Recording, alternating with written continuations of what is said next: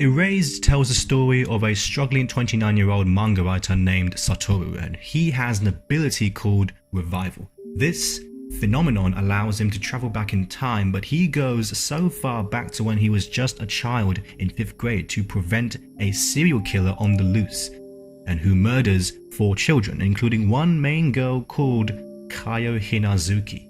This anime is described as being a very intriguing mystery, along with having a very heartfelt coming-of-age series, although our character has already come of age. It features the best mum character ever, which some very light comedic aspects towards the entire show, great sense of humor, very dark subplots, and of course, spectacular cinematic flair. Now, I'm sure most of you anime lovers or film lovers who appreciate this genre are aware of how good this anime actually is, or even just aware of this anime itself. It's been at the top of Crunchyroll's anime boards every week at the time of its release back in early 2016 since it started to air. But it's been 3 years since ERASED was released, and during those 3 years I always see myself looking back at this anime. I always see myself watching this anime. I just finished watching this anime the other week, and it just dawned on me, what is it about this anime that I keep going back to? Why do I love this anime so much? Almost everyone that I know who has seen ERASED very much appreciates it, but why does it deserve this appreciation? What is it about the direction at the hands of Tomohiko Ito that people go crazy over? My question to you is, have you ever stopped to think about and consider all these different clues and meanings behind each character and action? For instance, the plot is carefully and perfectly constructed, and the themes are emotionally appealing throughout this anime. But what are these themes? What is so special about them that make this anime flawless, and what I consider to be a masterpiece? Well, that's what I'm here to discuss. This is my spoiler review of ERASED. Consider this to be a huge analysis video of this beautiful anime. I am going to break down this entire series and all its hidden meanings. Firstly, despite being adapted from a manga and taking nothing away from the amazing creators of this manga, we simply cannot ignore Tomohiko Ito's cinematic vision and senses, which fully elevate this series along with beautiful writing, dialogue, and impressive acting. So first, let's discuss the cinematography of the series. The best and clearest example that I can show is the anime's use of widescreen filming for the past scenes. This emphasizes Satoru's change of view. When he steps back in time, he is seen only as a 9-year-old kid. He can only see and notice things from a shorter perspective, but he sees the world rather wider. This emphasizes a shift in Satoru's worldview as he goes back in time. As a kid, he sees things from a narrower, shorter perspective, like I just mentioned. The only people who fully fit into it are other kids. The world around him seems much wider with much broader possibilities. The childhood scenes pull the camera back so that the characters appear small, placing them in large, open spaces. This is a deliberate effort to frame many shots as though the children are being watched, and this really does give a real sense of helplessness and danger. The next thing that I want to talk about is the use of lighting and shadow in this anime. It's done on purpose throughout with characters such as Satoru and Yashiro. At times, the use of light and shadow is used so dramatically to ramp up the tension, but at other times it simply adds to the realistic feel that the show aims by ensuring that the lighting of each scene is carefully rendered as it would be in real life. There are no scenes that are simply bright just for the sake of presenting the characters and a story on the screen, and many occur only under the light cast from a TV or a nearby street lamp. The characters being enclosed by darkness in these night scenes give a real sense of unease and dread, especially in the past scenes. Starting off every class, every morning, we see Yashiro's face being hidden by the shadow before he steps out with his innocent smile into the light. These are vague intentions of something dark hidden inside him that he just does not want to expose. E2 uses the space between characters as well as stark lighting to symbolic effect, treating layouts more as paintings and works of art than stages for the characters. He masterfully crafts them to convey a visual metaphor and evoke particular emotions, placing two characters on either side of a clear division between light and shadow, or use perspective and composition to emphasize which character is in control or more powerful. Open spaces are used to depict emotional distance and occasionally jarringly centered shots to show urgency or tension. In Satoru's case, he starts off with the light, which has good purpose, which emphasizes his character having good intentions. However, by stepping into the shadow, he grows even more. Examples of this would be when Satoru realized he made a mistake letting Hamada win, the epiphany of having faith, believing in people when talking to Airi under the shadow of the bridge at the present day.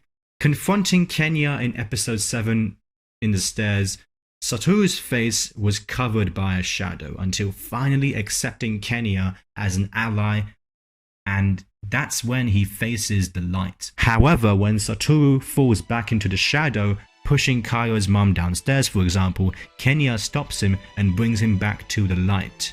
He needs to go back to a shadow. He needs that negativity to realize what the positive outcome is. Another theme that I can think of in this entire anime is abuse and isolation. One scene that I could obviously point out is the breakfast scene. I was not crying. You're crying. Stop it. No. There are many flashes and many reminders for the audience to realize what Kaio has been through, repeatedly getting abused by her mother. But one of the main themes in this entire anime is an adult being trapped in a child's body. We see that throughout this entire anime. This is what this anime is mostly about. It's not necessarily the fact that Satoru is a genius and can see so much more, hence the widescreen aspect. Satoru seems to be extremely mature for a 5th grade kid. This emphasizes its coming of age genre. Although he is already come of age, that's a very interesting concept which adds to the drama of it all. It's a very unique and it's very original. There is nothing like this in America. They would probably think of how inappropriate it would be. However, this brings me to my next topic, and it's not inappropriate at all. It's handled with a great amount of maturity and respect. But yes, maturity. It is a fantastic way of structuring and telling the story in a non-creepy sort of vibe, with a lot of respect. There is a very serious, dark subplot, which is rather disturbing and violent, but it's handled with an excellent amount of respect for the children involved in the kidnapping and murders of this anime. Other subplot features parental abuse, like I mentioned before. This subplot handles this dark topic while also conveying some light sense of humor throughout this entire anime. Tomohiko's talent is being shown all the way through. Kaio's character suffers from parental abuse. You see shots of her getting attacked, glimpses of her past with bruises on her knees, neck, her face. It's hard to watch, but later on we see the mother's side of the story, what made her become what she is, why she treats Kaio the way she does, her background, the way she was treated by her husband. It's very sad and it has a deep emotional impact towards the audience. You understand her side of the story. This could also link to the theme of isolation. The best example of this would be when Satoru brings Kaio home after kidnapping her, and to spend the night at his. The breakfast scene it's tough to witness. But one scene that I have to talk about, and I know that other people have also talked about how fantastic this scene is, it's the tree scene in episode 2. The scene where Satoru is talking to Kaio clearly shows how the director expresses his creative vision and improves on the work he is adapting. As Satoru is making his way to the park where Kaio is stood, we don't just simply witness him walking to the park.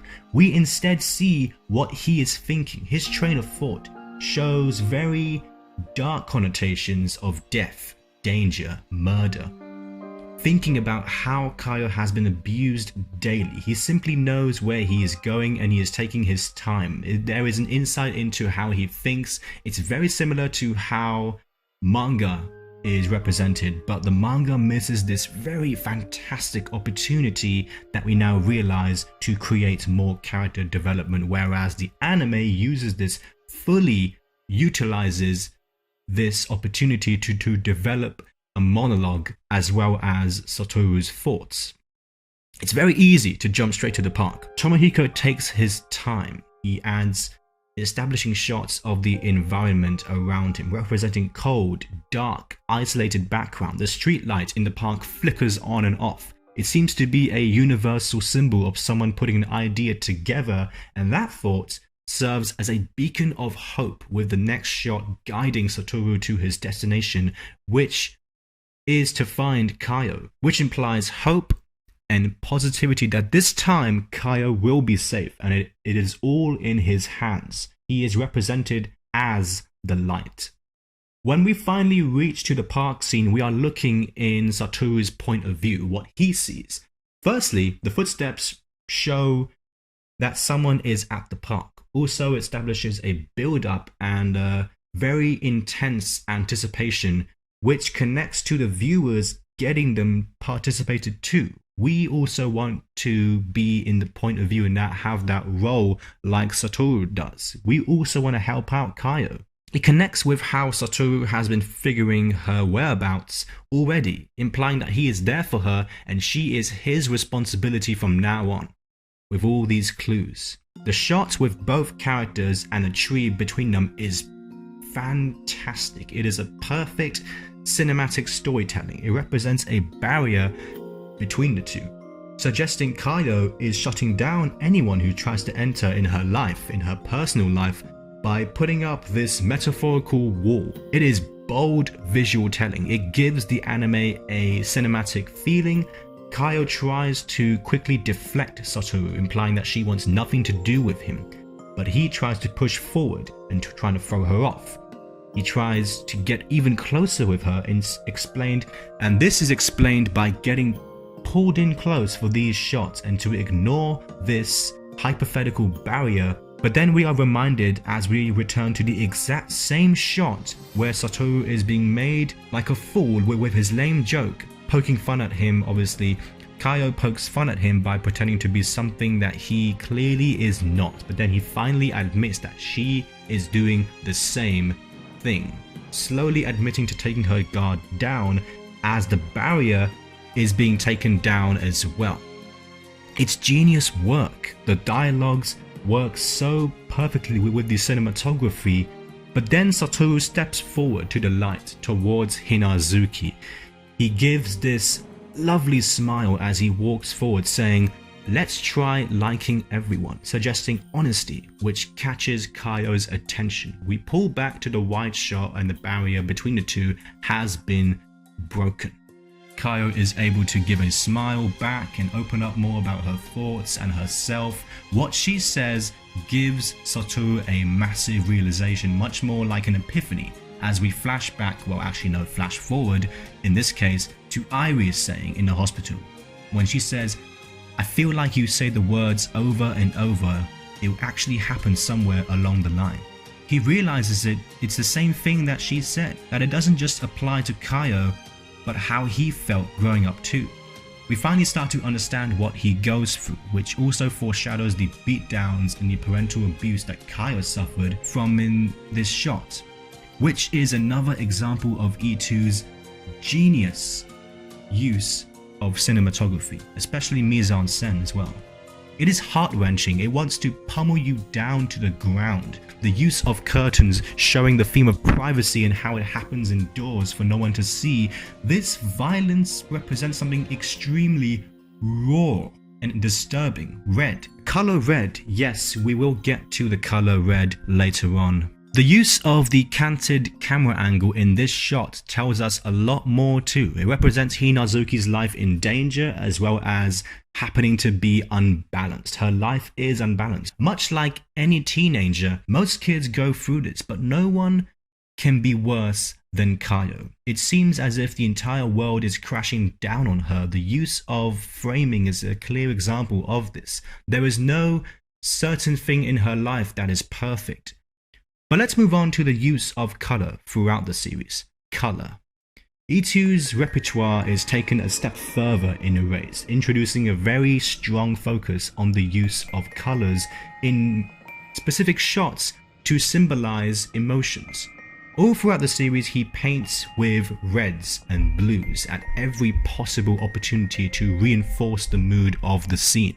Early on in the anime, it becomes very clear that the color red is associated with the theme of danger and isolation, while the color blue is the opposite. It is associated with safety and family. Red in particular appears throughout, wherever if it's on clothing, it connotes the sense of vulnerability and emotional warmth. ERASED likes to play around with color symbolism, especially red. As the series develops, E2 uses this to deliver extra suspense and vivid color imagery throughout many of the scenes. There's a lot of tension, but the perfect example is episode 10. I think you know where I'm going with this. This is where I get in more detail of the events that occur in this famous episode. It's a very eventful episode. So Satoru has saved Kaio. He has saved Kaio. He has done his job. She leaves the town and it ends quite happily. It's a very positive outcome for her, and Satoru has done what he has set out to do. Save Kaio from abuse and murder and the others by hanging with them more. But one day after school, shortly after treating Kaio like a thief, Misato, with nobody to talk to, leaves the school and she goes to this hockey game practice as Satoru follows her down to the rink and then to the bathroom, concerned for her safety, of course. So he waits for her, where she spends a suspicious amount of time on her own in the bathroom, bumps into Yashiro's character and sees a truck driving away. And so Yashiro and Satoru set out to hop in the car and track them down, and this is where it begins. Now, if you paid even the slightest amount of attention throughout the anime, you may have some suspicions during this sequence. You may be wondering, how come it is Yashiro who has been involved in Satoru's investigation twice? First time being when Yashiro offers to give Satoru and the mother a lift, where he finds Yashiro's stash of sweets to help with his smoking addiction. But while watching this scene, I felt a wave of dread when the background changed to red in the scene with Satoru in the white car with the killer right beside him. This color association, this scene had been woven through until that point. It is delivered with just the perfect amount of nuance that you feel its impact despite not necessarily noticing it on screen. But anyway, throughout the scene, the biggest clue goes to the color of the set and decoration of the scene. Even the seatbelt itself connotes danger, not just because it sticks onto Satoru and he is unable to even question this before being interrupted by Yashiro. The color of the seatbelt is red, for crying out loud. We then jump forward to another shot showing more red in the environment, this time especially the red bag, which contains the murder weapon. I find it also interesting that in front of the white car there is a red and a blue car in front of them. But obviously the color white offers the sense of ambiguity and suspicion. We don't exactly know what this color is. It could be anything. It's very unpredictable, which is exactly what is on our mind when watching this entire sequence, although it may not seem too obvious at the moment due to the color of the car being white. From this point on, there is not a single shot where we see both of the two faces. The director does a genius technique where each character takes turns to speak without the audience knowing how the other will react. This happens until Satoru's quote, "I wanted to feel the hole in the hearts of other people's and my own." But we then get a shocked reaction from Yashiro, catching him off guard. This then leads to Yashiro's nonsensical philosophy of how the essence of good deeds and evil deeds is the same. They're both no more than a person's actions to make up for a defect in themselves. That's a clear shot of Yashiro's face when he says this. Rather emotionless, Satoru thinks of the view being very extreme. He says it himself in his thoughts. But just as Satoru attempts to break the awkward silence, he reaches for the glove compartment of offering more candy, but turns out there are none other than laxatives. As soon as this occurs, the white car passes through the tunnel as suddenly everything seems to turn to red, including the car itself. The shadow grows darker until they enter the tunnel of darkness. That was very, very weird and dramatic. Yashiro's explanation for the candy is pretty simple. He does not even own the car. He finally lets the cat out of the bag, where he finally reveals his true identity as the camera slowly pans towards Yashiro's face, looking down upon Satoru. Look at that wicked smile. He seems like a lovely guy. He seems like a guy you just would love to hang around with. His true colors have finally been revealed, along with the red color in the background. Another genius way that E2 uses the color red throughout the series is with clothing. Young Satoru is seen as wearing a small red button over his heart in his jacket, similar to how current 29-year-old Satoru has red work uniform and Airi has a red ribbon in her school uniform. Even the mum is wearing a red shirt when she is killed. But the most clear example is Kaio. Another thing about red, it implies danger when red clothing is on screen. However, its absence suggests a false alarm. Airi almost dies in episode 5, but she somehow survives because she is not wearing red. Red also appears in people's eyes. Kaio's mother and the killer. Dear God, she looks like a titan. I mean, look at that. Look at that comparison.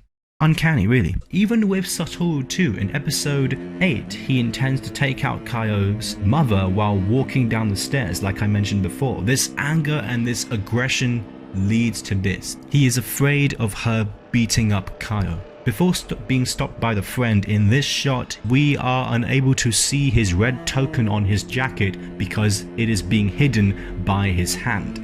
For example, another example would be when we first see Satoru experiencing revival in the first episode, he is seen wearing red uniform as he is chasing down the truck driver who has apparently suffered from a heart attack, and on his way to hit a little kid, Satoru suffers from the vehicle accident himself too. The car that he makes contact with is also the color of red, which symbolizes danger and possible a death outcome as well. Luckily, Satoru survives the accident and no serious damage has been made to him. My final point in this part of the video is the contrast between the colors red and blue. And when you talk about these colors, you have a real similarity between the two characters, Yashiro and Satoru. There are really different sides of the coin. They're completely contrasted to one another, but they are both plotters. They're both planners. It's like comparing them to light and shadow. Shadow affiliates with Yashiro and light affiliates with Satoru. But they're both very sharp and they're very clever. And the thing is, they needed the other to be that as well. So when you add all this up, when you link all of these links and themes up, especially with the color, the use of color in this anime, it's crucial to know about this. And it's very interesting because it separates the influence between the two. Using different colors, such as Yashiro's red eyes, anything red is caught within the web. I will get that. I will explain that very soon in the next part. But the thing to take away is Satoru's blue eyes and shirt. They link that color with him, with his personality. And the biggest example that I can give is the opening animation. It helps to emphasize the color difference between the two characters, with the light and the shadow on the characters also being caught in Yashiro's web. So that's it for now. This is part 1 of the analysis. I hope you guys enjoyed it, and I hope you guys found this very interesting. I adore this anime, and so this video, this part was to look at the use of color, the use of cinematography, how much this means to me, how much this anime has meant to me, what sort of impact it's meant to me. And I wanted to explain a very key scene, which was the tree scene in episode 2. The next video we will be looking at much more themes, much more character development. I will also be giving my grade for the anime overall. So tune in and thank you for watching, and stay tuned for part 2 of the analysis of this incredible anime.